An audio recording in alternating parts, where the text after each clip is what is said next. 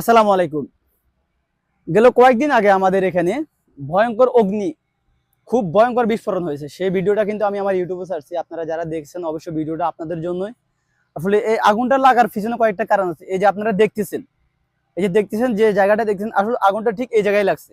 এই যে এখানে আপনারা যে আপনার লোয়ার পাইপগুলো দেখতেছেন, এই পাইপগুলোর এখানে কিন্তু পাইপ কাটার সময় এই যে এদিক দিয়া গ্যাসের আগুনটা যাওয়ার পরে ভিতরে আমাদের ফোমের কিছু কার্টন ছিল।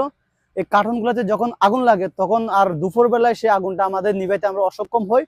আগুনটা জ্বলে সম্পূর্ণ আগুনটা জ্বলার পরে তারপরে আগুনটা বন্ধ হয়। এই যে আপনারা দেখতেছেন এখানে অনেকগুলো ব্যাটারি আছে। তো এই ব্যাটারি এখানে যে যদি আগুনটা লাগতো, ব্যাটারিগুলো আমাদের জ্বলে গেছে। আর আপনারা যে বড় বড় টায়ারগুলো দেখতেছেন, এই টায়ারগুলো কিন্তু আসলে আমাদের ধরে নাই। আর টায়ারের পাশে যে আপনারা তেলের ব্যারেলগুলো দেখতেছেন, আসলে মূলত এগুলো হচ্ছে আমাদের মোবিলের ব্যারেল। আর এই মোবিলের ব্যারেলগুলো যদি কোনো প্রকারে একবার যদি বিস্ফোরণ হতো, তাহলে আমাদের আশেপাশে কিন্তু যে বসত বাড়িগুলো আছে, ঘরগুলো আছে, এই ঘরগুলো কিন্তু আমাদের টিকানো যাইত না।